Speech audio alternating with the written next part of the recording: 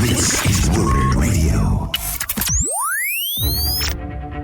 On this episode of Warbird Radio, we're talking to our old friend, P-51 pilot, F-86 owner, R.T. Dickson, who joins us now from his home in sunny North Carolina, where it's about 105 in the shade today. What is it? It's 87 here. It's hot there, though. It's May. It's good afternoon, all you amazing and wonderful Warbird fans. Yeah, it's squared, right? It's like manifold pressure in RPM. Yeah, right. It's 87 degrees and 87% humidity. Yeah, it is. The southeast. I was walking out of the woods the other night. I went for a walk around the property and whatnot around the farm here, and I was coming out of this wooded area, and it was like it just hit. The humidity hit when you got in that open pasture out there. Boy, Dude, the summer is back. It is. It is back with a vengeance, which means air show season's back, and it means that all that stuff we had all hoped to do in the hangar while it was nice and cool, and we were like, oh, just next time. I'm just going to put the airplane away, and then next time I'll get out there. Now is the time where we wish we had actually followed through and gotten all that stuff accomplished, because now it's hot, and we can put it off now because it's so hot till fall. So there you go. There you go. Yeah. How are you? There you go. What's going on? I am great. I am great. How are you doing, man? I'm good. Everything's good. The airplanes are still broken, so nothing else is broken because the airplanes are still broken. Welcome to airplane ownership. I'm telling you what, man. I feel like Ernest Ainsley, the old Charlotte preacher. Yeah, right. Take the donation pot and throw it up in the air and say, "Let God keep what He wants. I'll take the rest." Yeah, there you go. I'm throwing money into a hole in the sky. It's the joy of all of us aircraft owners. Well, you've got guys. Well, yeah, you've got a P-51 called Swamp Fox that we all know and love. We've seen it out there on the air show circuit. You've been doing this since the 80s, but I want to say in the last 5 years, Americans in particular, folks that live in the United States and in Canada, but specifically the lower 48, have really gotten to know you and love you with Swamp Fox. And it's just a great routine. It's a great airplane. It's one of the best looking P-51s in the country. Well, thank you. We're just trying to keep the history going. The history of the Air Force, the history of the men and women that built and flew and maintained these wonderful old aircraft. And it was an honor to get to know Will Ford when he was alive and just kind of keep his memory going and remind the general public, and it's been well received, that, it was more than just the aces that won World War II and Korea and all of our conflicts. It's the military is a team effort, and a lot of times the people that deserve it don't get the glory. Yeah. Well, Will Ford's was a great guy, as you said, and had the pleasure of meeting him a time or two and seeing him at a swing dance here and there, and it was just great fun to get to know him, and you're keeping that story alive, and that's the wonderful part about it. All right, so big news, big surprise, shocking news, probably the first time we've ever had a story like this that we've discussed on Warbird Radio, but there is a delay in restoration on the F-86. Yeah, big shock. It's the first time you ever. said I've been around. You said I've been around this for a while. Yeah. When I was about, I'm going to say 3 or 4 years old, my father had the opportunity to buy a T-35 Buckaroo project, and if you don't know what it is, Google it. It's a great little aircraft. It's a Globe Swift or Timco built Swift with machine guns, And the Israelis flew it, did they not? I mean, that was the Israelis bought one. The Greek Air Force, the Hellenic Air Force bought one. Saudi Air Force bought 6. I think the Italian Air Force bought one. It was supposed to be a replacement trainer, and when Timco didn't succeed in selling it, the U.S. Air Force, who bought 3 for test and evaluation purposes, they wound up Timco wound up trying to sell them to emerging markets as a counterinsurgency platform. So it would carry rockets, 230 cal machine guns, whatever. A neat project. But the short story on this is his dad bought this project and put it in the basement and started to restore it, and it was supposed to be a year-long project. I'm 4. I'm a freshman at Georgia Tech by the time the thing's flying. Yeah. So I am intimately familiar with delays on restoration projects. But you wouldn't have had a cool airplane in your basement growing up had that not happened. Oh, no. I mean, I had all the neighborhood kids come over. Here, you got a P-51 in your basement. Well, not really, but, close. Kind of flies like one, oddly enough. But no, so we are 3 years into a 9-month project on a little over 3 years now, I think, on Patricia 2. We announced the name at ICAST. Yeah, we're getting there. We made some tough decisions.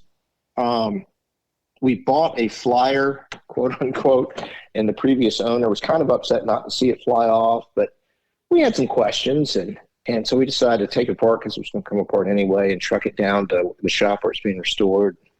And Matt and the boys are doing a great job.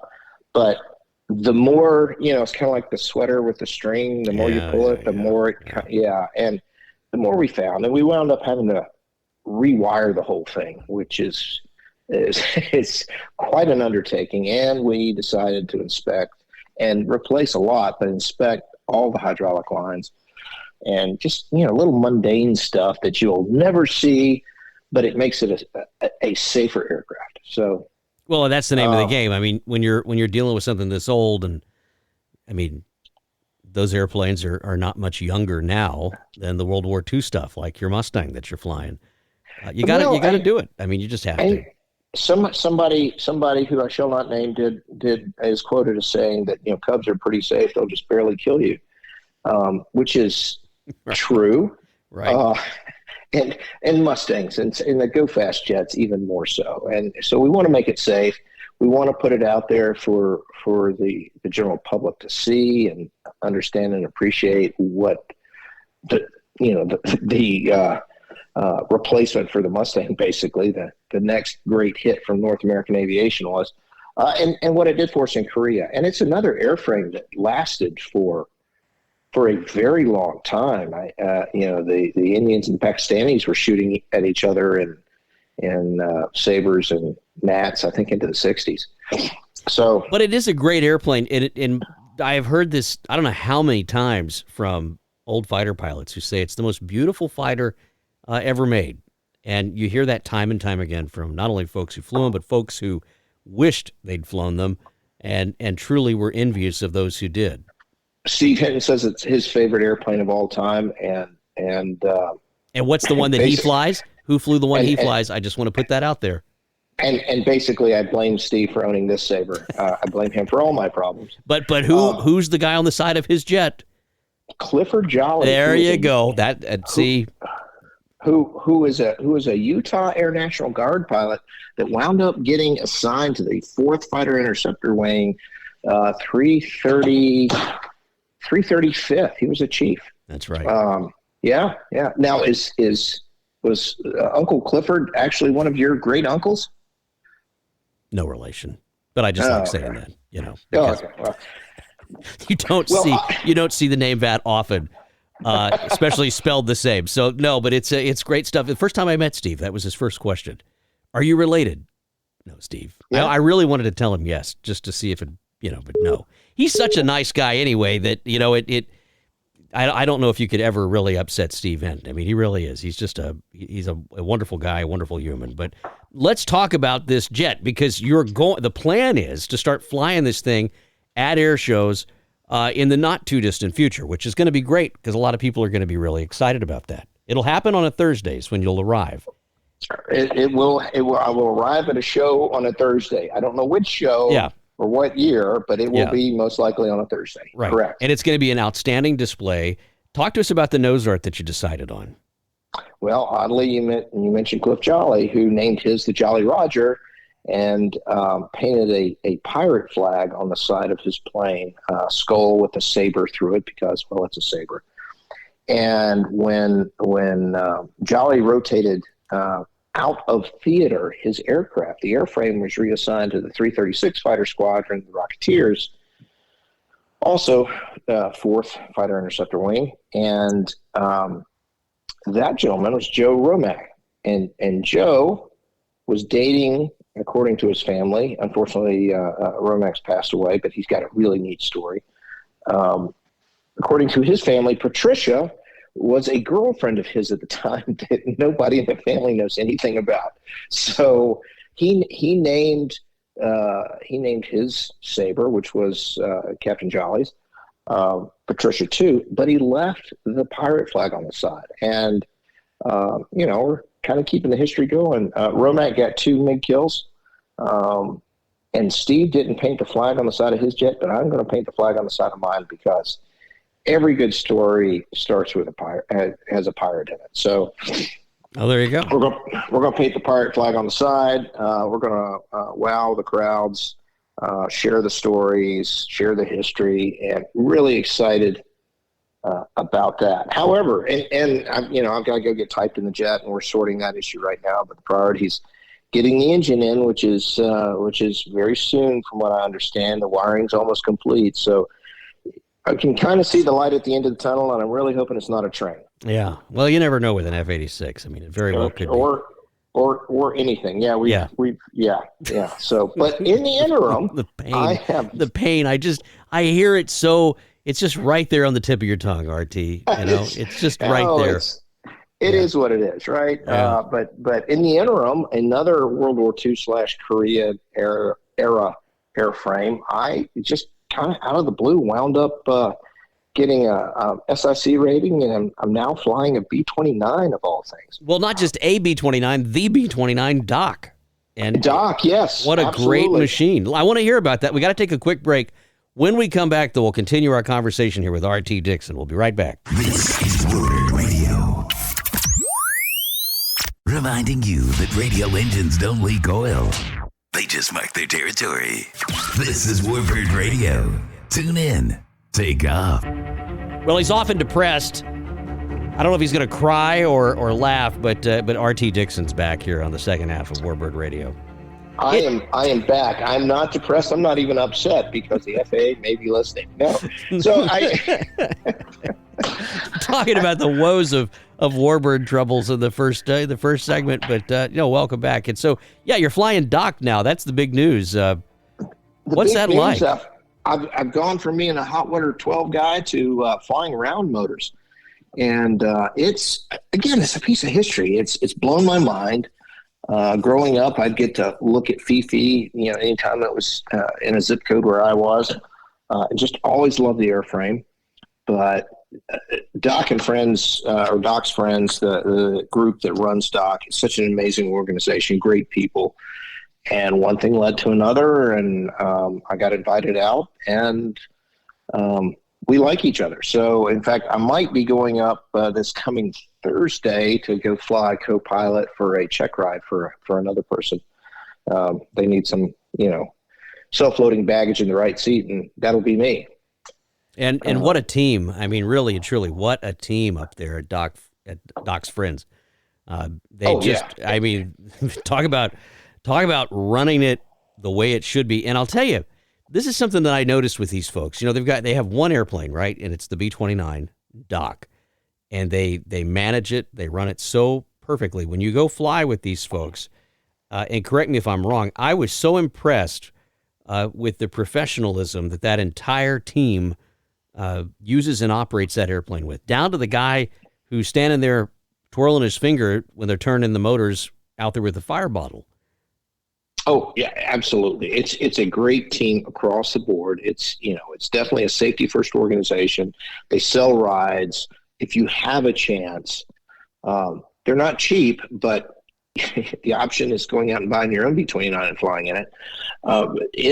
It's reasonable. They're not, they're making enough money to keep the airplane going, and that's a great organization, professionally run, professional pilots, professional co-pilots, flight engineers, scanners, the ground crew, all the way down to the photographers and the people that are running the cash register, and it's just such a neat experience.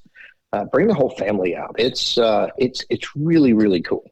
Well, and you just said something that I always tell this to folks, and I don't think they believe me, but if you want to have an opportunity in vintage military aviation and warbirds, you're listening to this show, and if you're listening to this show, you clearly have an interest in this stuff. If you want opportunities, go out there and volunteer, and you just said it, you've got to be able to get along with these people. And that's 90% of it. And when you do get along, and when, as a dear friend used to say, when you G and haw well, good things can happen. They can. And in fact, another great outfit is Palm Springs Air Museum that has several airframes that they sell rides in out there at Palm Springs. And Memorial Day, I'll be going out, it looks like, and helping them fly Mustangs. And there's a lot of that stuff waking up out there. I mean, Palm Springs has been really waking up a lot of different airplanes in the Bob Bond collection. There's a lot of opportunity if you want to get involved to volunteer at some of these museums, or if you don't have the time, or you just want to go for a ride, go out and spend the dollars. It's worth it. They're professionals.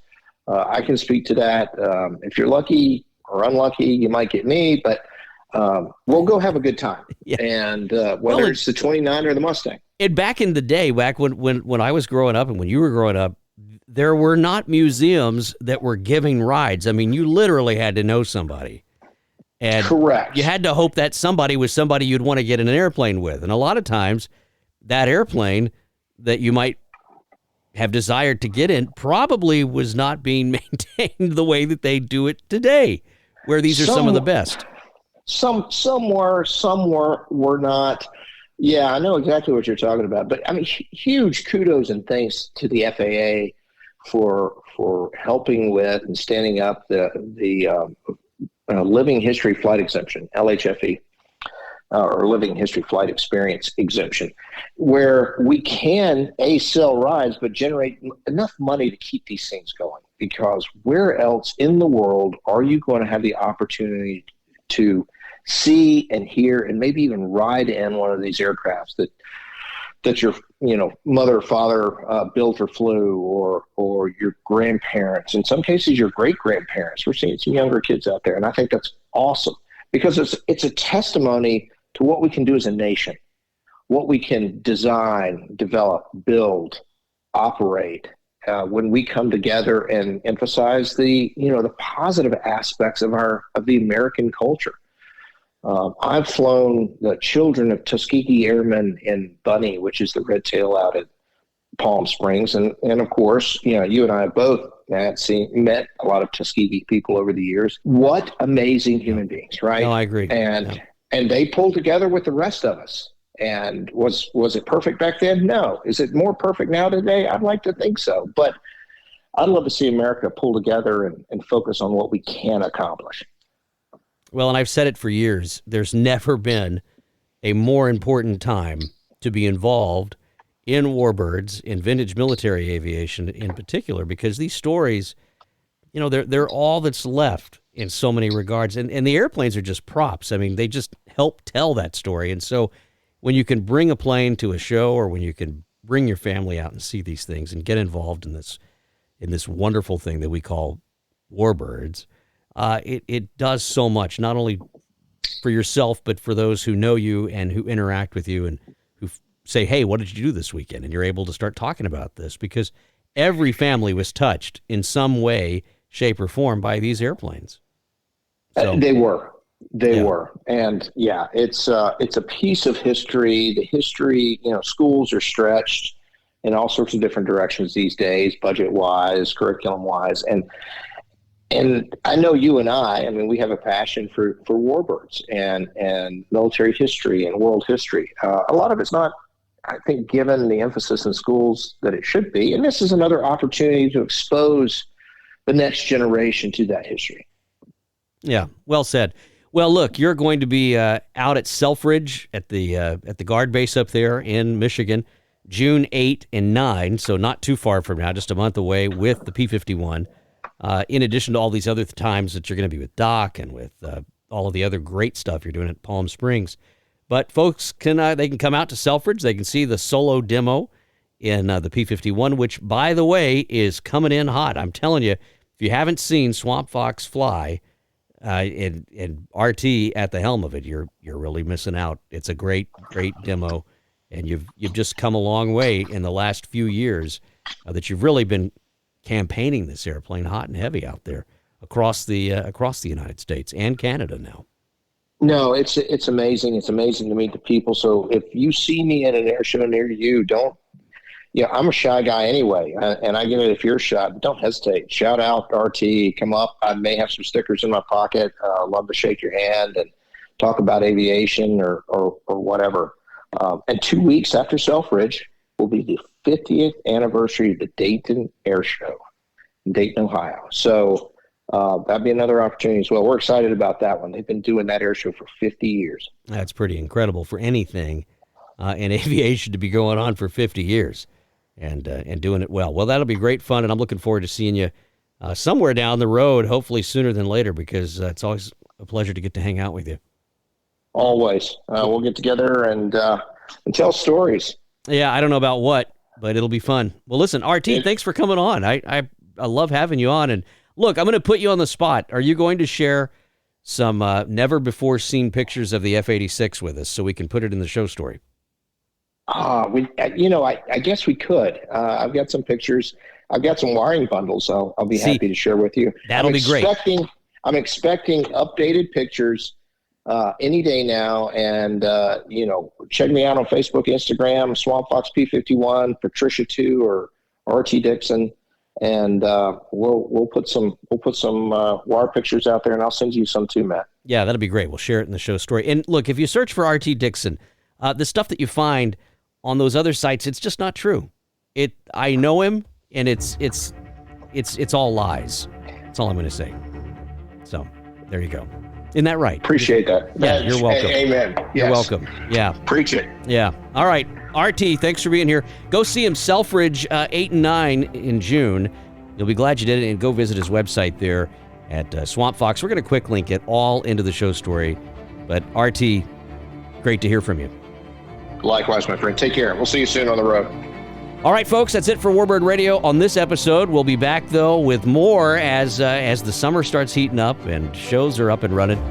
Send us something. If you want us to cover something, you can always send me an email or just reach out through Facebook.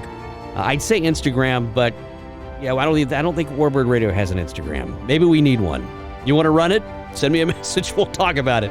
All right, so long for now, everybody. Thanks for being here.